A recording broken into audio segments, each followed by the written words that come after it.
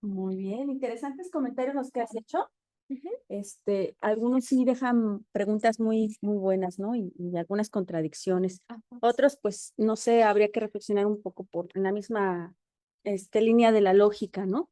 Por ejemplo, esto que decía, si un negocio está en supervivencia, recuerdas el modelo que vimos, ¿no? Que la verdadera resiliencia es algo que se mantiene en forma constante dentro de la organización. De hecho, los modelos que nos sirven de resiliencia son aquellos que ven el antes, durante y después. Ujú. Entonces, ahí yo tendría una pregunta para ti. Si un negocio se encuentra en la lógica de supervivencia, ¿acaso no está más apto para aportar resiliencia? Y la otra, si yo tengo una transnacional que le es ajena la problemática local, ¿quién podría tener mayor compromiso o saber justamente qué es lo que se necesita? ¿La transnacional o la organización local? A veces en México ocurre que hay desastres naturales que dejan a las comunidades totalmente aisladas. Entonces, el ver este tipo de temas nos ayuda a entender de qué forma pueden autoorganizarse o de qué forma sí se autoorganizan para continuar operando. Quizá no sabemos, a lo mejor hay lugares donde han llegado al extremo del trueque, cuando llegan a pasar meses enteros incomunicados, ¿sí? Para poder sostenerse, ¿no? Eso solamente son dos cosas. ¿Tú qué opinas acerca de eso? La primera pregunta respecto a si podrían estar más preparados para sobrevivir, Para aportar resiliencia. perdón, para aportar resiliencia. Am, Quizás sí, siempre y cuando, por ejemplo, siento yo como la cabeza de ese negocio, la cabeza de esta organización, sea una, sea la persona más resiliente dentro de este negocio. Ah, pero al mismo tiempo, sí, gracias. Al mismo tiempo, si financieramente no están preparados, creo que ese puede ser algo que les puede jugar muy en contra para cuestiones de resiliencia, sobre todo resiliencia a la comunidad, porque era uno de los factores que decía que influían muchísimo para que este tipo de negocios, pues definitivamente no pudiera continuar Claro. operando, aunque fueran negocios resilientes o fueran negocios que estuvieran ya dentro de ciertas organizaciones para ayudar a la comunidad. Entonces, ahí creo que se tendría que analizar un poquito más como cada caso en particular. Y la segunda pregunta de las transnacionales, pues sí, entiendo que los negocios que están directamente en la comunidad saben mucho mejor qué es lo que necesita su comunidad porque ellos lo están viviendo ahí día a día. Y entiendo que por esa parte, pues sí, se espera o se podría esperar pues que ellos obviamente actúen más rápido aportando lo que ellos saben que se requiere en esa comunidad, pero mi cuestionamiento iba más en el sentido de por qué en unos casos lo vemos, o sea, por ejemplo, en las transnacionales lo vemos como caridad y por qué en el caso de los negocios pequeños se tiene que ver como una obligación, porque así suena en el artículo, o sea, como que para las transnacionales o para las grandes empresas lo ven como algo filantrópico, pero si es un negocio pequeño lo ven como tienen que involucrarse. Entonces es como, mm, ¿Sientes que hay una diferencia ahí? ajá, sí, Sí, habría que exactamente. explorarla. O sea, sí. Compañero, usted iba a comentar algo, ¿no? Este, Sobre sobre, el tema. sobre el tema, sí. Bueno, aquí de entrada, no hay una discusión de la definición. Es esta, paz. O sea, no hay un marco teórico que me diga esto surgió por esto, sino viene de una definición gubernamental. Ujú. Entonces, la definición gubernamental está apegada a las políticas del gobierno. Y para el gobierno es preparar y estar listo, porque yo te estoy quitando servicios y te estoy quitando presupuestos, que de hecho lo dice el artículo. El gobierno está quitando mucho dinero para brindar ciertos servicios o ciertos apoyos y lo que están tratando de hacer es, pues, tienes que ser resiliente, porque es tu obligación responder y estar preparado, porque vamos a tardar en llegar. Entonces, pues más vale que te prepares para que tú y las empresas pues puedan más o menos solventar en lo que llegamos nosotros.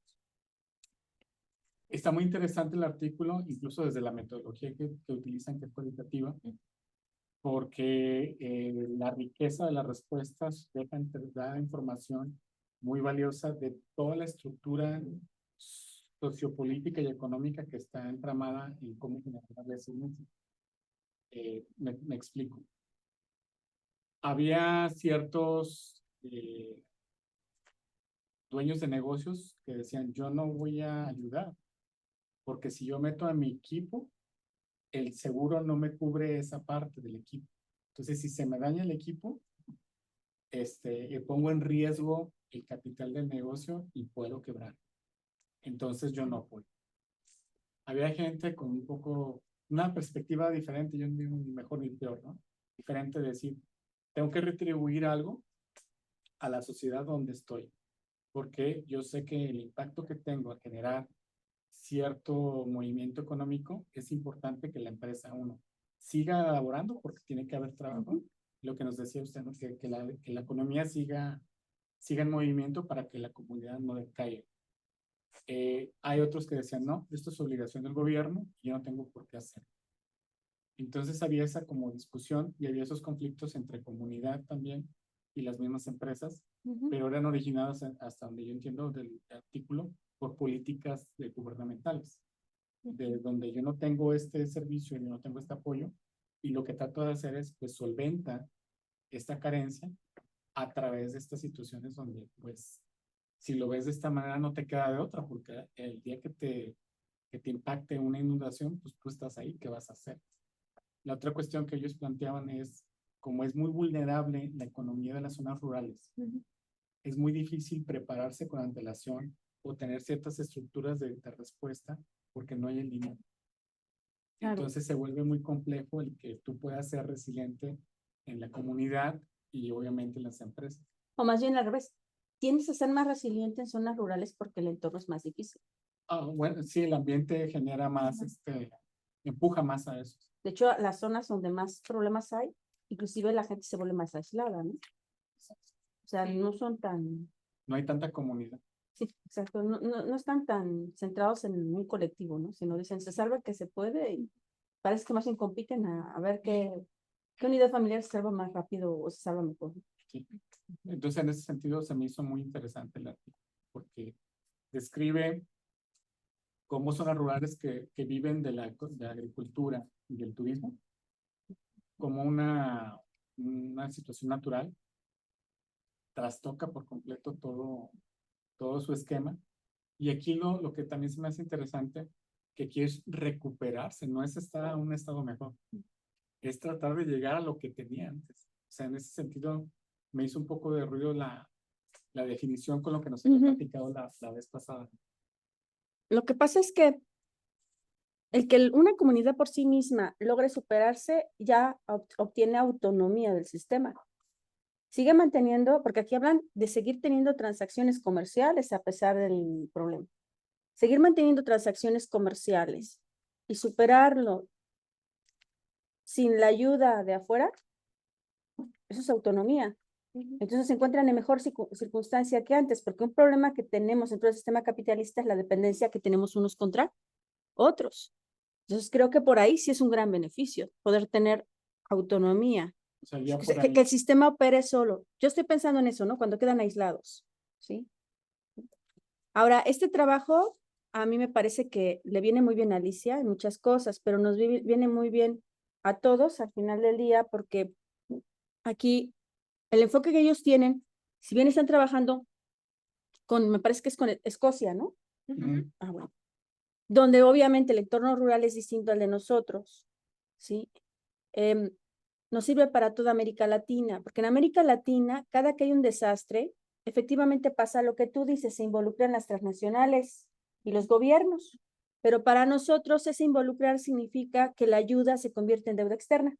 Entonces te ayuda, porque nadie te va a regalar nada. Es como si ahorita alguien dijera, bueno, Isabel tiene 40 casas y nosotros tenemos 10, pero entre todos, y se destruyeron nuestras casas. A ver, ven y danos tus casas, porque tú tienes más casas que nosotros. ¿Cuál sería tu idea? O sea, perdona, ni siquiera es mi colonia donde pasó esto, y por qué yo habría de darte lo que con tanto trabajo yo acumulé.